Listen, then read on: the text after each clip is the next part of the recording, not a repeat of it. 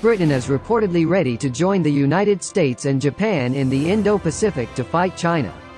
Military officials agreed to deploy the aircraft carrier HMS Queen Elizabeth to the waters. Reporting from The Australian, Friday, 7/17, HMS Queen Elizabeth will sail to the Indo-Pacific to hold battle training with their allies, namely the US and Japan. The US $5.6 million aircraft carrier accommodates 700 personnel, plus crew from fighter jets and helicopters, bringing the total to 1,600. 2 squadrons of the F-35B Lightning II stealth fighter jet were also prepared on the cruise ship. HMS Queen Elizabeth was escorted by 2 Type 45 destroyers, 2 Type 23 frigates, 2 tankers and several helicopters. The aircraft carrier will complete its training with allies this fall. Australia and Canada reportedly joined the exercise. Source said, the British deployed aircraft carriers in the Indo-Pacific region to ward off threats from China in the main trade routes. We have ambitions to be based there. Maybe by carrying the carrier strike group or not bringing it.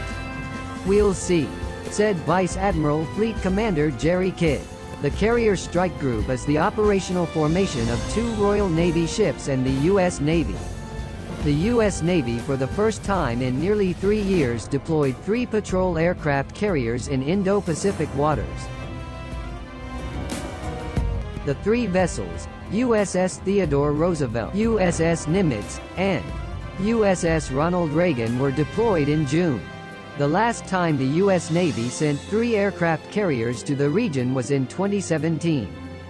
The deployment effort is seen as nothing more than a U.S. exercise aimed at creating tension with China. China itself has said it will not be afraid of the deployment of the 3 aircraft carriers. China insists it will not back down to defend its interests in the region because it has reliable DF-21D and DF-26 anti-ship missiles. In addition to HMS Queen Elizabeth, other warships Prince of Wales will also be stationed in the region.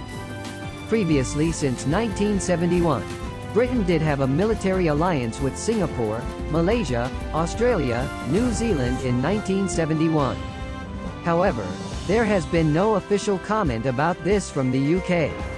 However, before the Philippines through Philippine Defense Minister Delfin Lorenzo had required that there be a joint military to secure the South China Sea. The English name was also mentioned in the coalition together to maintain the balance of power in the region. Not only the Philippines, India will also navigate together in the region. The merger of Britain got Chinese attention.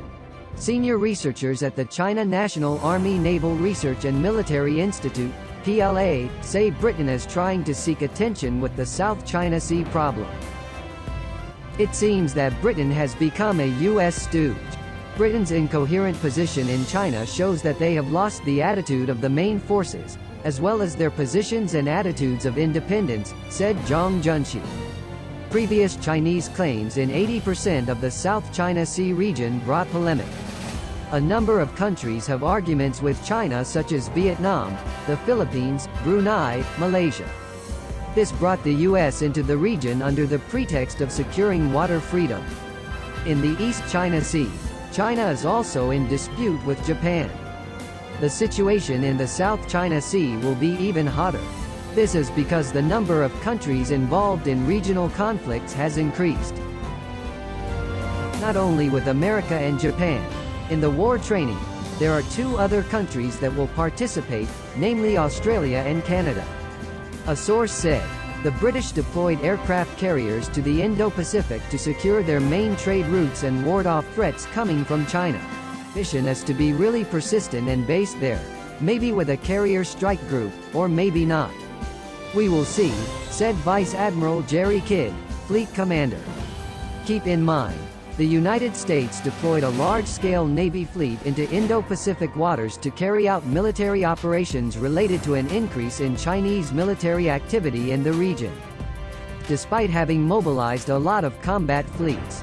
However, until now the weapons confrontation alias battle with China has not occurred.